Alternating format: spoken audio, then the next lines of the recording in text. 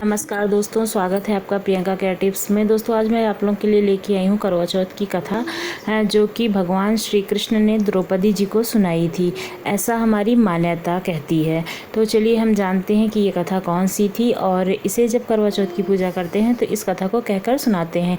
इसी तरह की और भी कई कथाएँ हैं जिनको मैं आप लोगों के लिए एक एक करके लेके आती रहूँगी। तो आप लोग ज़रूर सुनिएगा सारी कथाओं को, और आपको जो अच्छी लगे वो आप अपने व्रत में शामिल कीजिएगा। पर क्या होता है कि एक साहूकार होते हैं और उनके 7 बेटे होते हैं और एक बेटी होती है, लेकिन बेटी अकेली होती है, इसलिए वो बहुत ज़्यादा लाडली होती है। और जो सातों भाई होते हैं ना, वो उसको बहुत ज़्यादा प्यार करते हैं।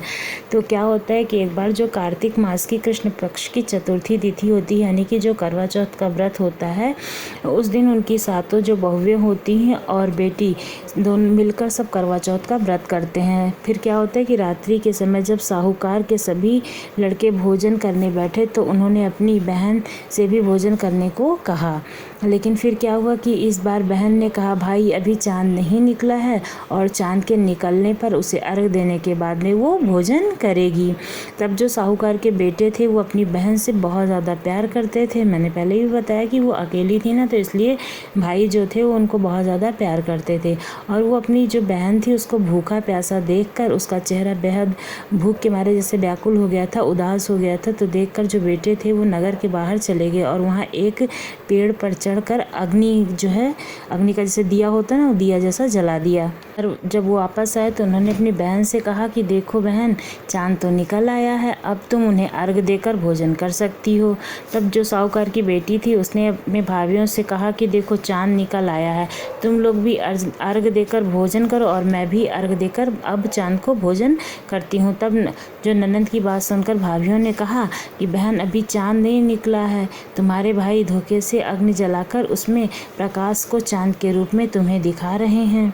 साहूकार की बेटी थी ना, उसने अपनी भाभी की जो बात है वो अनसुनी कर दी और अपने भाइयों के द्वारा जो है दिखाए हुए चांद को अर्घ देकर भोजन कर लिया। इस प्रकार करवा चौथ का जो व्रत था वो भंग हो गया और विघ्नहर्ता भगवान श्री गणेश ने साहूकार की लड़की पर मतलब अप्रसन्नता प्रकट की। और जो अब वो जब उनसे अप्रसन्न हो गए, मतलब उनसे उनका क्योंकि व्रत टूट गया था, इस वजह से वो उनसे अप्रसन्न हो गए। तब उस लड़की के जो पति थे उनको बीमार कर दिया और घर में जो बचा हुआ सारा धन था उनकी बीमारी में उसको लगवा दिया। तब जो साहूकार की बेटी थी उसके किए हुए दोष का पता उसे तुरंत चल गया और उसने गणेश जी से क्षमा मांगी और फिर विधि विधान से चतुर्थी का जो व्रत था उसको किया, यानी कि जो करवा चौथ का व्रत था वो फिर से उस व्रत को किया और उनकी उपस्थिति सभी लोगों पर श्रद्धानुसार आदर किया और उसके पश्चात उन्होंने आशीर्वाद ग्रहण किया। जिस तरह से व्रत करते हैं उस तरह से चंद्रमा को देखकर अर्घ देकर और अच्छे से उस व्रत को किया। उस लड़की की जो है श्रद्धा देखकर भगवान शंकर और गणेश जी बहुत ज़्यादा प्रसन्न हुए और उसके पति को फिर से जीवन दान दिया और उसको रोग से मुक्त किया और उसे धन संपत्ति और वैभव से युक्त किया। ऐसी है हमारी ये चतुर्थी की कथा। और जिस तरह से चतुर्थी माता ने उसका कल्याण किया और उसके पति की लंबी आयु दी, उसी तरह से भगवान सभी का कल्याण करें और सबके जीवन में अच्छे से सबके जीवन को अच्छे से रखें और सबको सुरक्षित रखें।